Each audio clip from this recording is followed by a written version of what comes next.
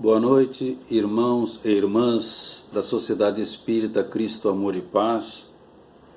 Rogando ao Rabi da Galileia, nos envolva em sua paz. Iniciamos mais um encontro de reflexões sobre tema atualíssimo na vida de relação. Como controlar as emoções?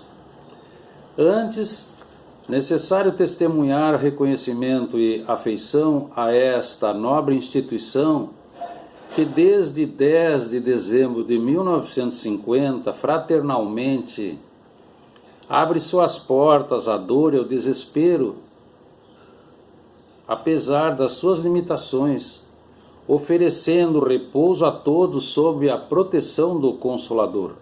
Lá se vão 70 anos. Parabéns a todos. Então voltamos ao tema. A doutrina espírita nos explica: o espírito é a fonte inesgotável de energias diversificadas que se irradiam sob a forma de pensamentos, de emoções, de imagens, de sensações, sentimentos e toda a gama de fluxos mentais que partem do seu interior. Se tomarmos consciência dos valores que nos caracterizam, das possibilidades de que dispomos, veremos que é possível exercer um controle sobre as nossas emoções, evitando que as emoções negativas se manifestem ante qualquer motivação. E as emoções positivas sejam equilibradas, impedindo os excessos que sempre são prejudiciais. Emoção, então, é uma palavra derivada do latim, é uma junção de ex, movere, movimentar para fora. É um estado mental caracterizado geralmente por perturbação do espírito, provocado por situações diversas, podem ser fatos, situações ou pessoas, acompanhado por reações físicas instantâneas, automáticas e inconscientes, que representam as formas primitivas da nossa conduta. São observáveis, têm breve duração, podem ser positivas ou negativas. A reação da mente a um evento agradável ou desagradável provoca esse estado mental intenso e agitado. Existem centenas de emoções diferentes, resultados de combinações, de variações, etc. Exemplo, o ciúme é uma combinação do medo imaginário, da tristeza e da ira, porque o indivíduo, ao sentir ciúme, ele imagina situações desfavoráveis a ele e tem medo. E aí fica triste. Quando ele julga que está coberto de razão nesse ponto, mesmo que não esteja, surge a ira. E aí ele vai ficar em sofrimento. A vida imposta nas grandes cidades, as incertezas do cotidiano, a turbulência, a agressão, os reajustes kármicos nos lares, as vivências pretéritas tumultuadas provocam essa instabilidade emocional, deixando as pessoas fragilizadas psiquicamente, vivendo com isso mal e amedrontadas. O medo, apesar de se encontrar inserido no instinto de conservação, causa uma série de sofrimentos para o indivíduo. Sofrimentos físicos, psicológicos. Como nós estamos realizando uma passagem rápida de aperfeiçoamento moral na Terra, ainda estamos aprendendo a lidar com essas emoções. E dependendo das situações, é interessantíssimo que se buscasse o auxílio competente de profissionais das áreas psicológicas e psiquiátricas. Na atualidade, o medo assume avantajadas proporções, apresentando insegurança pessoal, comunitária, gerada pela violência, desequilíbrio social, saúde deteriorada, afetividade sob ameaça, e, por fim, a presença da morte pela pandemia. Mas o medo sempre esteve presente na terra desde que o Espírito está nela. Vamos ver mais ao tempo de Jesus. Pedro, por insegurança e medo, negou o amigo. Judas, por ambição, vendeu o amigo. Os que se beneficiaram de Jesus, com medo, se omitiram na hora da cruz. Pilatos, por insegurança e medo, lavou as mãos.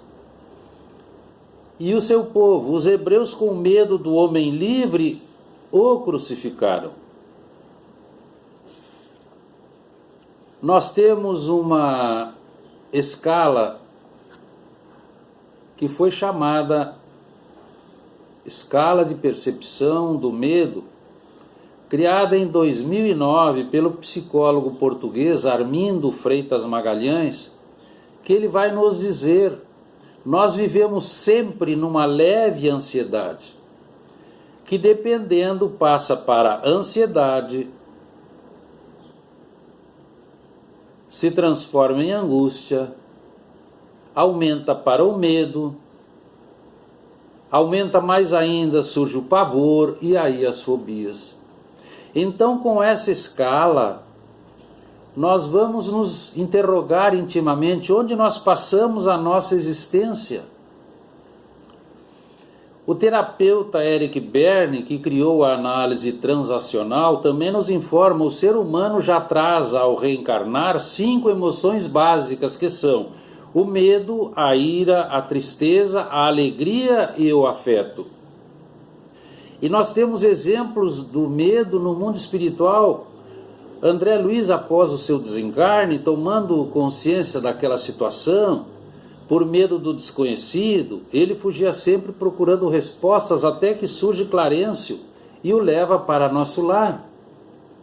Nós vamos encontrar então no capítulo 42 a enfermeira Narcisa dizendo a ele: André, o medo é carrasco impiedoso dos que lhe caem nas mãos, porque aniquila os que o cultivam, desorganizando-os de dentro para fora, transformando tudo em motivo de pavor aumentado.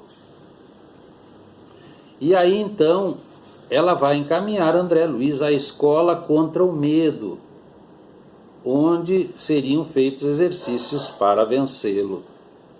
Nós temos também em Missionários da Luz, no capítulo 14, Segismundo, antes do seu reencarne, falando a Alexandre que ele tinha muito medo de reencarnar e errar novamente, porque ele já havia errado antes.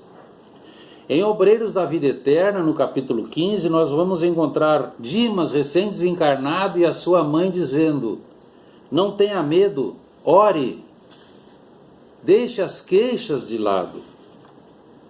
Então, com isso, nós vamos encontrar Ação e Reação, capítulo 18, em que os amigos espirituais nos informam: a Terra está repleta de desencarnados, algemados a terríveis compromissos, carentes de ação contínua para o reequilíbrio, vivendo desanimados, contaminados pelo vírus do medo, influenciando os reencarnados. Então, essa reação natural do organismo diante de uma ameaça real ou imaginária, que nós chamamos medo, ele pode aparecer por carência. Situações em que o indivíduo se localiza abaixo das suas reais possibilidades. Exemplos: aquela pessoa que, ao perder o emprego e não conseguir outro, começa a achar-se inútil, não levando em consideração a dificuldade atual. Também aqueles jovens com baixa autoestima, que não conseguem liberar-se de seus complexos de inferioridade, apesar de bom desempenho profissional. Também tem o medo imaginário. Aqueles pais que imaginam sempre o pior quando os filhos retardam a chegada em casa.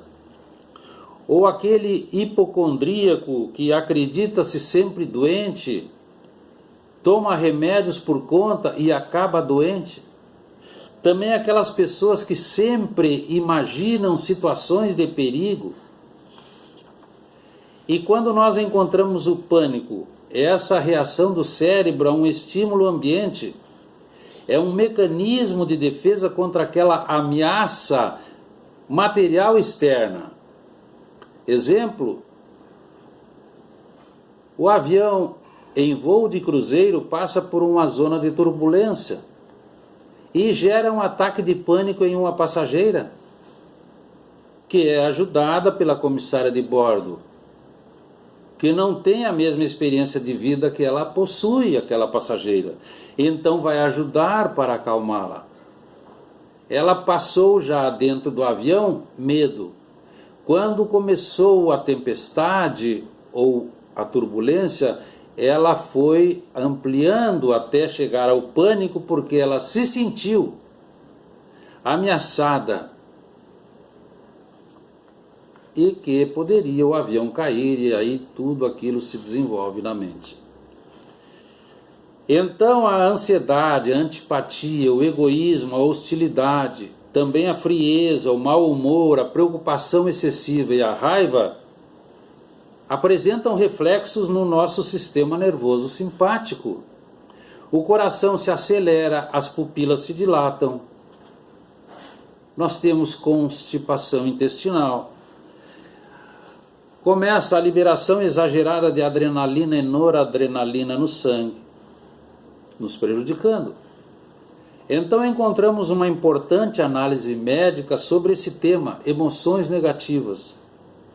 Fizeram esse estudo com milhares de pacientes, entre homens e mulheres, e confirma essa tabulação, digamos assim. As emoções perturbadoras fazem mal à saúde.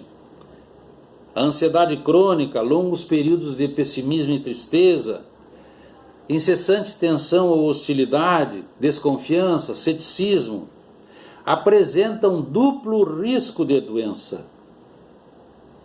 E surgem os AVCs, os males cardíacos, os tumores, as úlceras e por aí vai. O amigo espiritual Emmanuel nos diz: todos os sintomas mentais negativos influenciam estabelecendo fatores de desagregação nas nossas células, onde se abre um campo fértil à cultura de micróbios de doença nos órgãos menos resistentes. Geram estados enfermiços, voltando-se contra os desavisados, complicando a saúde. Na bibliografia espírita encontramos os órgãos de impacto. Então, por outro lado, a amizade, a bondade, o carinho, a empatia, o amor, a esperança, o prazer, a simpatia, a felicidade, melhora o tônus físico, porque diminui a pressão sanguínea, normaliza o ritmo da respiração, acalma, estimula a criatividade, melhora o sono, harmoniza o corpo e a mente, dá equilíbrio, porque aquela pessoa tem satisfação interior. E com isso surge aquela pergunta: como lidamos com as nossas emoções? Nós pensamos antes de reagir? Nós contamos até 10? Buscamos entender aquela situação que está se desenvolvendo? Identificamos as nossas deficiências para combater aquilo que se apresenta? Criamos pensamentos positivos para equilibrar o que está passando? Nós temos coragem de nos desafiar para melhorar? Então é preciso manter o cultivo da paz, da solidariedade, porque isso cria um campo mental de harmonia e capaz de manifestar-se por automatismo diante de qualquer ocorrência geradora de aflição. Os pensamentos disciplinados têm a árdua tarefa de educar as emoções. Vigiai e orai do Mestre, vigiai os pensamentos, disciplinai os pensamentos. Jesus permanece o exemplo máximo do controle das emoções, não se deixando perturbar nunca.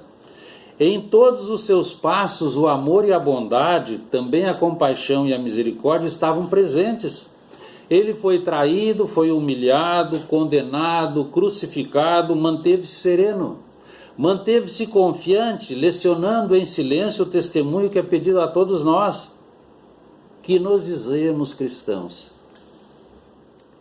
Então a doutrina espírita, pelo apoio do estudo nobre, nos auxilia a compreender sobre os motivos das emoções descontroladas.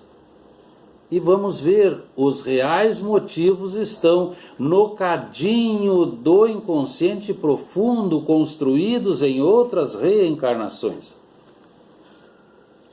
Essa veneranda doutrina nos ensina compreensão, tolerância construtiva, bondade permanente, paciência, incessante renovação mental para o bem, se nós quisermos fazer. É imprescindível viver em paz, elevar-se moralmente, apresentar atitudes gentis, sentimentos solidários, porque nós já estamos compreendendo a verdade. Então a real fraternidade se apresenta pelo amor altruísta. Sempre nós temos um trabalho, o trabalho de purificação íntima, e nós não podemos descansar, porque é um processo, iluminativo. Porque ainda nos achamos muito distantes da genuína comunhão com os projetos divinos. Jesus rompeu as sombras do planeta, desfazendo a ignorância, divulgando conhecimentos e ensinando a adquirir virtudes. É o nosso fanal. Então, quais os meios que nós podemos lançar mão para melhor aproveitar as nossas reencarnações, de modo que possamos conquistar as nossas virtudes necessárias para a nossa plenitude espiritual? A doutrina espírita nos clarifica o pensamento, nos apresentando: é preciso educar a vontade, usar bem o livre-arbítrio, pelo autoconhecimento, para educar o intelecto e também os sentimentos. Tudo isso com a vivência do amor.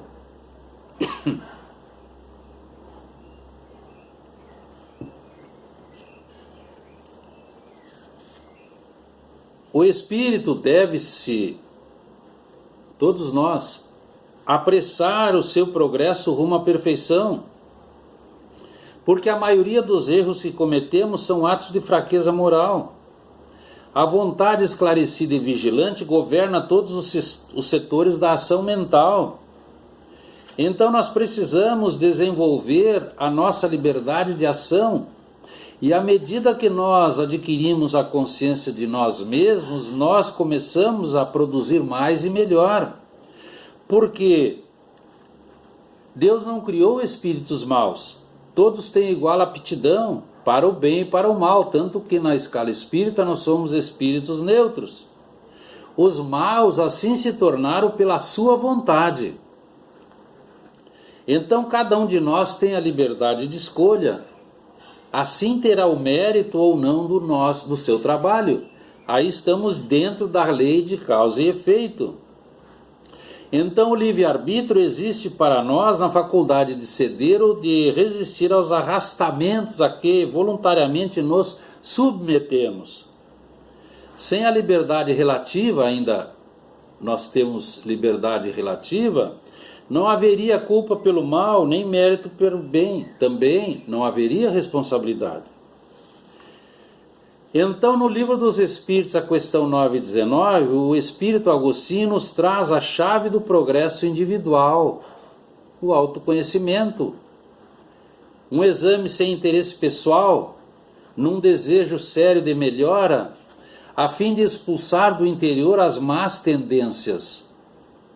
Objetivo: descobrir a nossa realidade essencial, as conquistas reais, os pontos frágeis emocionais, os valores que precisam ser revistos, as qualidades que requerem aprimoramento, os hábitos infelizes que reclamam superação, bem como as necessárias atitudes que aguardam maior cota de maturidade do senso moral. Então nós precisamos estar sempre nos vigiando, estudando atitudes, analisando o modo de ser, pesquisando o caráter, observando deficiências e refletindo nos problemas diários, categorizando-os por recursos renovadores, porque todos são desafios. Depois disso tudo, reiniciar pacientemente a tarefa que nós malogramos. E é isso que eles nos pedem. Então, os amigos espirituais, lá na questão 780 do Livro dos Espíritos, nos informam: o progresso moral acompanha sempre o progresso intelectual, mas nem sempre o segue imediatamente. Educação do intelecto. Então nós sempre poderemos nos modificar. O Espírito Emmanuel diz: aprender sempre, instruir-se, modificar os pensamentos, analisar a verdade e procurá-la. E é isso que nós precisamos fazer. O desenvolvimento intelectual aumenta o desenvolvimento do livre-arbítrio, mas aumenta a responsabilidade dos atos praticados. Por enquanto nós temos ciência, somos um povo esclarecido com relativa ciência. Ainda não somos uma civilização com consciência desperta, porque progredimos um pouco em ciência e muito pouco em moralidade. Observemos o tempo atual. A origem dos sentimentos começa nos animais, pelos instintos, pensamentos descontínuos, algumas emoções. Depois o homem tem pensamento contínuo, inteligência, emoções robustas, vontade, sentimentos. E que vão se multiplicando pelo passar das reencarnações. No início do homem, os sentimentos aparecem sob forma de inferioridade, ódio, maldade, orgulho, egoísmo, ressentimento, etc. É a fé cega. Com o tempo vão assumindo aos poucos patamar de sentimentos superiores, como bondade, altruísmo, perdão, agora com base na fé racional, pelo uso efetivo da vontade e a inteligência.